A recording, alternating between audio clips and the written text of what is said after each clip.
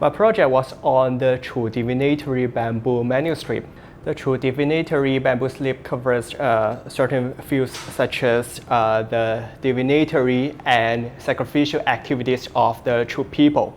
And in my dissertation, I focused on the pantheon and also the theology of the true people. And I believe this will be a starting point for us to further understand early China.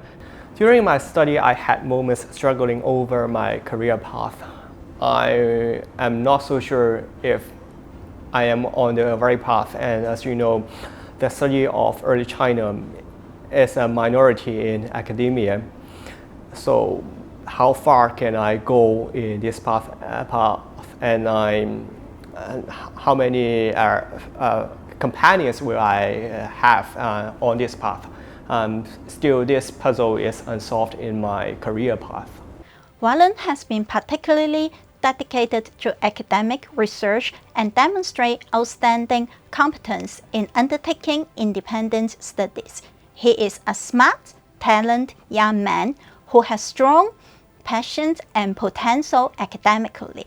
He is also highly self-motivated and responsive to new international fundings and folks. I'm greatly indebted to my supervisor, Dr. Tan, who brought me into the world of paleography and excavated manuscripts. At first, when I became an MPhil student, I was devoted to the study of early Chinese religion and mythology. But Dr. Tan instead suggests that my research should be text-based. That's why I started this project. So I believe this will be an ideal starting point for my future career pursuit.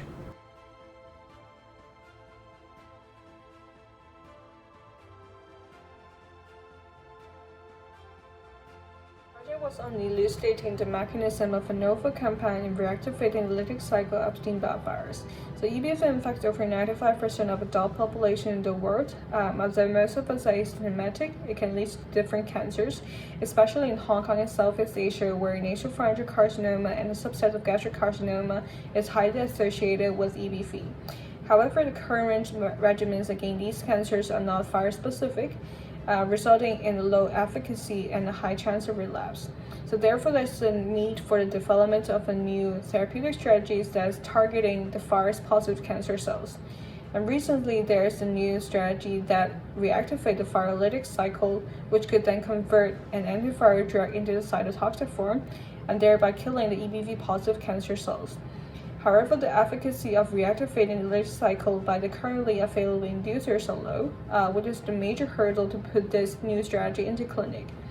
And our lab has previously identified a novel compound C7, and my thesis was on delineating the mechanism of this compound in reactivating the lytic cycle of EBV, and then to test on the compatibility of this compound with an antiviral drug on the killing of the EBV-positive cancer cells.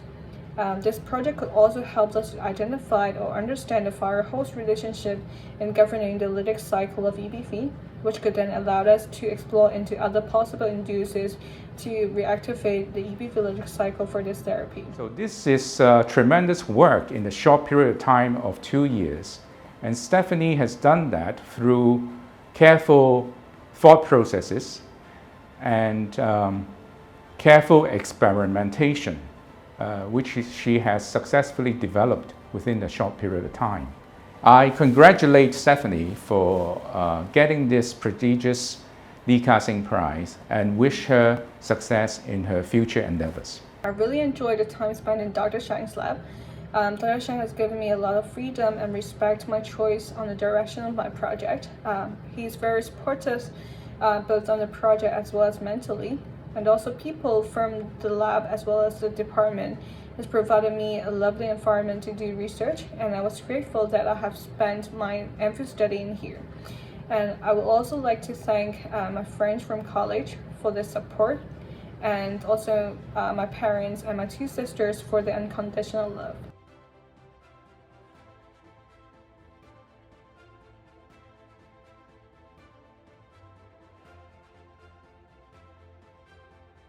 I am Ka Shing.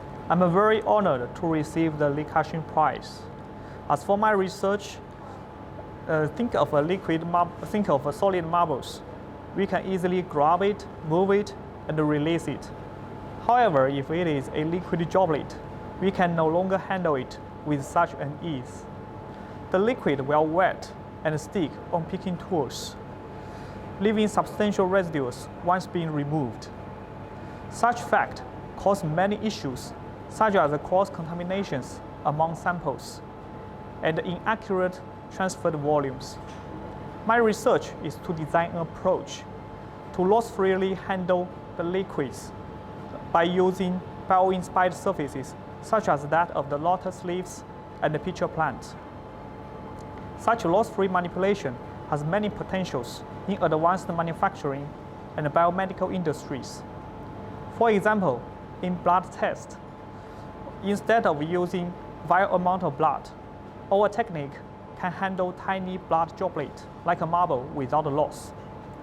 Thereby, a tiny blood droplet may be sufficient to perform multi-step medical diagnosis. Writing a thesis is like have a fast replay of my 4-year study.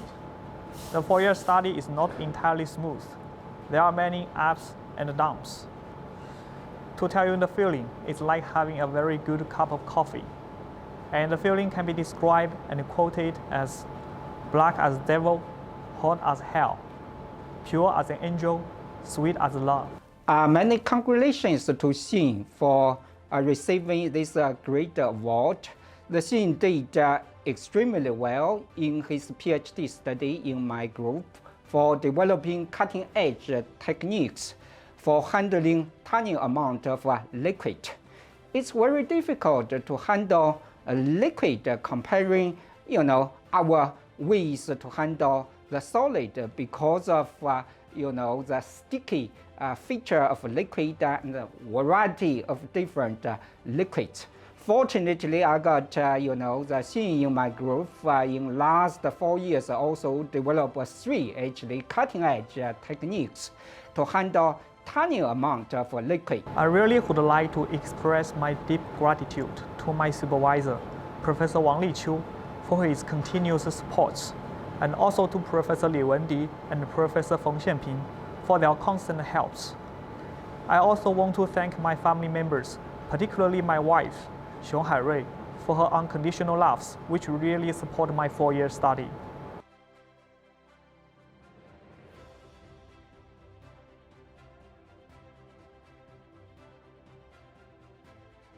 Hello everyone, I'm Chen Mengnuo, a graduated PhD student from HKU, major in cancer biology. It's my great honor to be chosen as a worthy of the Ka Shing Prize. This prize is a tremendous encouragement and support to further my study. During my past 4 to 5 years as a PhD student in Hong Kong, I mainly focus on the epigenetic alterations in human HCC. Hepatocellular carcinoma, in short HCC, is a major type of primary liver cancer which ranks the third leading cause of cancer-related deaths. However, limited therapeutic strategies are available, so we believe a better understanding of the molecular mechanism of HCC would shed light on the future development of novel therapeutic strategies. In our first story, we demonstrated that the methyltransferase METhyl3 and its associated M6 modification promotes HCC progression by imposing an epigenetic control on the stability and expression of critical tumor suppressor genes. And in our second story, for the first time, we uncovered that tRNA methyltransferase TMT6 promotes HCC progression through translational reprogramming of stemness-associated factors. In summary, we demonstrated that METhyl3 and TMT6 are essential oncogenes in human HCC and detailed illustrated their molecular mechanisms in promoting liver carcinogenesis. Our findings add a new dimension to epigenetic alterations in human malignancy and could be applied to the future invention of novel therapeutic and diagnosis strategies for clinical HCC patients. Mono discovered that unmethylation regulates mRNA stability and protein translation in liver cancer and promote liver carcinogenesis. Her finding led us to a better understanding of a completely new layer of epigenetic regulation in human cancers. She pioneers the field of liver cancer research and RNA methylation in cancers. It is my pleasure to have Monro as my PhD student. As a mentor of her, I'm so proud of her for getting the Ka Shing Prize. Foremost, I'd like to thank my supervisor, Dr. Jack Chunming Wang, and Professor An Yin for their continuous support, encouragement, and guidance throughout my PhD study. I'd also like to thank my families and friends for their love and care. They always encourage me to pursue my dreams, and I am extremely fortunate to have them in my life.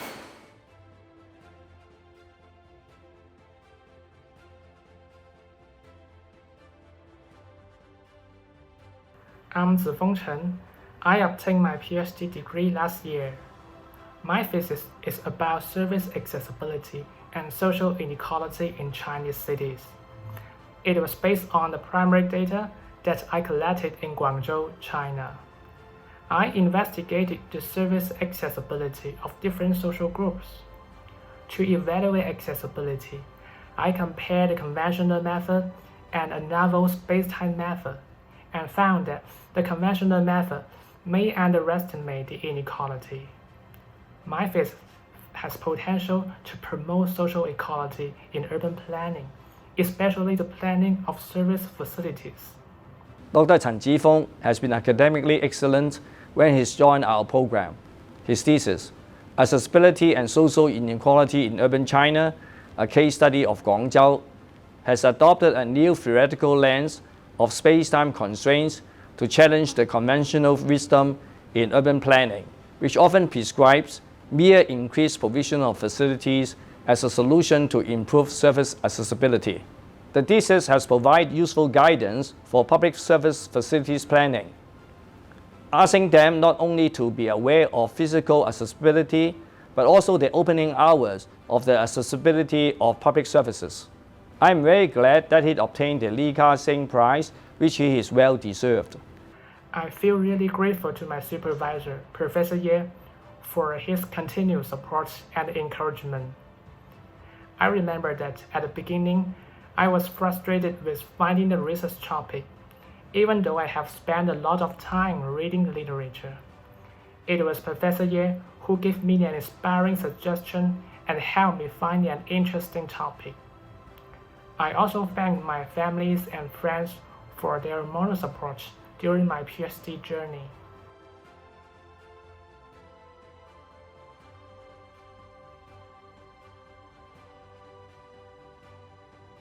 My thesis is about the philosophy of human perfection in the 17th century rationalist Spinoza, and it is also about an interesting paradox. The paradox that is that the perfection toward which we strive is achieved in part by us realizing that we have already achieved it. The most challenging aspect in this process was the loneliness and the sadness I experienced. I also struggled to find remedies against this loneliness which didn't perpetuate the problem. Because there's a temptation when you're writing a PhD to get isolated in a very narrow and intellectually incestuous environment which isn't stimulating your spiritual growth. Hi, my name is Jamin Acey. I'm a professor in the philosophy department here at HKU, and I was very happy to supervise Dr. Sarman's doctoral thesis, and I'm so proud of her that she has won the Ka Shing Prize for what has turned out to be an excellent doctoral dissertation. It's a dissertation that I learned so much from, and I think over the course of our relationship, Dr. Sarman taught me much more about her thesis than I was able to teach her. She covers a wide range of topics in modal logic, metaphysics, the history of philosophy, and medieval philosophy. And she's definitely more of an expert on many of those topics compared to me. So I learned much by working with her on her thesis. I think the strangest benefit of philosophy is that it opens us up to other values that also make life worth living. So I see writing a PhD in philosophy as more of a privilege than an accomplishment. Thank you.